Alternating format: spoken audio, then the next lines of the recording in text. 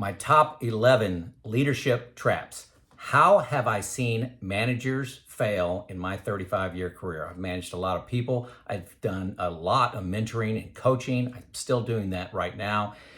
And I've seen a lot of common themes of where people need help. And so I wanted to share them here along with solutions. But before I get started, I get a lot of comments on my t-shirts, okay?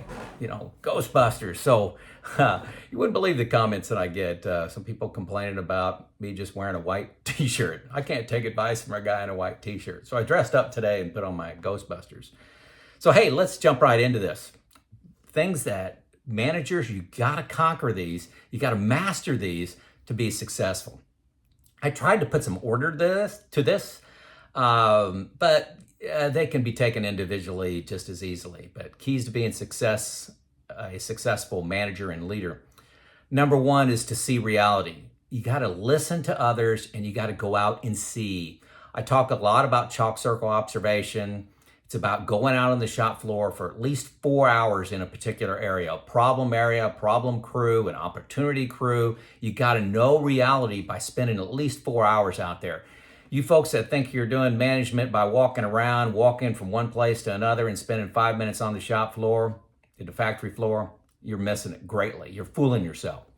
You got to accelerate your career, make better decisions, be right more often by knowing reality. Only way I've seen to do that is to add chalk circle observation to your data set. Number two, your ego is your enemy. So often the boss likes to be right, okay? And you've got to fight that because it's automatically assumed in a meeting, during a discussion, during a vote, everybody wants to side with the boss, and you got to make sure that you're not projecting an overwhelming ego, that it's not safe to say, no, I think that's a mistake. You got to be able to anticipate where you could be wrong and dive into that and verify it. Hopefully that makes sense. So your ego, you got to fight that. Even if you don't think you got a big ego, others on your team probably do. You're the boss. Number three is delegate. You will not be successful being an exceptional individual contributor. That's probably how you got here, but then you got to learn to delegate. Success comes from the success of others. You enabling others to be successful, to reach new heights, is how you're successful as a leader, not by your actions, if that makes sense. Number four, and this is related, you've got to become a leadership factory.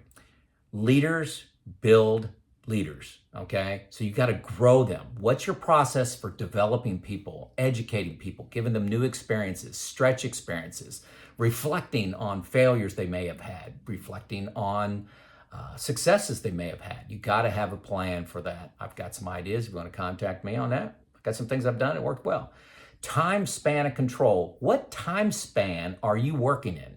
If you're a manager, are you spending 80% of your time on today's issues and 20% on next week's, next month's, and next year's? That's exactly backwards.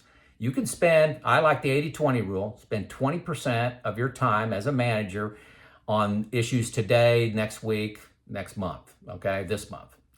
You got to spend 80% of your time on the strategic changes that are fundamental to your business, make an improvement over time. Time span of control, maybe a new term for you. Number six, you must take risk. You must master failure and learning. Have failures. You don't want to have terrible failures, but go into a situation. If you got 80% of the data, jump. Make a decision. You'll be surprised at what you learn, and then you'll be more successful next time. Push the envelope of what you think is possible by taking risks. You got to manage that. No manager ever was successful by just doing the status quo. You've got to take risk. Reflection on what just happened is key. And you got to have the ego to handle, I was wrong, and learn from that, then try again the next day. Number seven, focus on what you can control. Focus on yourself, not complaining about others. If you're a maintenance manager, don't complain about all the things you can do if you only had a good maintenance partner, if you only had a good engineering, or if you didn't have a union, or if you didn't have management getting in the way, or if you didn't have the business condition. Focus on what you can control, okay? Don't be a victim. Number 8, assume everyone wants to do a great job today. Don't think people are bad, people are the enemy. Assume they want to do a great job, and you got to find the obstacles, the barriers that are keeping them from doing a great job. And that could be 20 years of culture. How are you going to fix that? One experience at a time, right? With the previous video. But assume they want to do a good job, and you as a manager have to inspire them through changes, most likely in culture.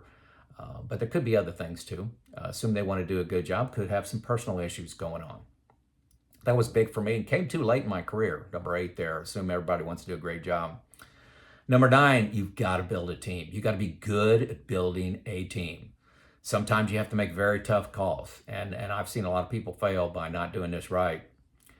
You may have a great B player, great above average player, but they're not excellent, in a critical area like maintenance manager or your production manager. And then you find a top quality candidate. You got to make that tough call and put in the A candidate and move the B to another place where they can potentially be an A candidate. A meaning, exceptional. B meaning very good. Sometimes you got to transfer a C player, somebody that's average, to allow them to be their best self. They're holding back the organization. And you got one of the things that's critical about a team. If you have a C player, an average player, they're bringing down the entire team. It's not just their work as a C player. They're bringing down all the Bs and bringing down all the As. You address the C players, all boats rise. And perhaps the hardest is, what are you going to do with a below expectations performer? How long is it going to take you to do the obvious that everybody knows you should do? Are you going to move that person to another job, or are you going to exit them out of the organization? It's very tough to do, very, very tough every time. For 35 years, it was tough for me, but you have to be good at that. If you can't build a team, you're going to be a bad leader. Number 11, trust but verify. This is a Ronald Reagan quote dealing with during the Cold War with Russia regarding arms limitations and reductions. You got to inspect what you expect. You got to get out on the shop floor. You can't just assume everybody's wearing their hard hats, their ear protection, following lockout, tag out rules. You got to dedicate time on your calendar to verify standard work, standard procedures, and values that you have in the organization. There's no substitute. Drift, procedural drift. That means, you start here and then drifting back, and people searching for the easiest route to do something that may not be the highest quality and the most safe way of doing things. Drift is a real issue you have to fight as a leader, and that comes through auditing and verification. No substitute for that as a leader. You don't delegate all of the verification. You have to do some of that yourself. It's good to delegate some of that. Expect everyone, but that doesn't exclude you. Number 11, and this one's hard for people, but it's very simple to do, but it's hard. It's not natural. Give away all the credit. When your organization does something great, and a vice president calls you up and said, hey, you're, the last trend, with your OEE or with your safety performance is exceptional. Find a group of people in your organization to give credit to. Give it to your frontline supervisors, give it to your planners, give it to your engineers. Give it to the entire team and mention a few people, individual names to that person. Give away all the credit. I'm telling you, as the leader of the team, you always get the credit. You cannot the more you try to give it away, the more it comes back on you, because your job is to build that team. So give away all the credit. Hey folks, this is a list of 11 things that I routinely coach and mentor people on, and I've actually seen a lot of people fail as a leader because they couldn't master one of these 11. And any one of these 11 can knock you out of being a strong leader. So I thought I'd share that with the group today. Thought I'd share my t-shirt. If you like this list, give me a like, give me a comment. If I missed something, this is Joe out.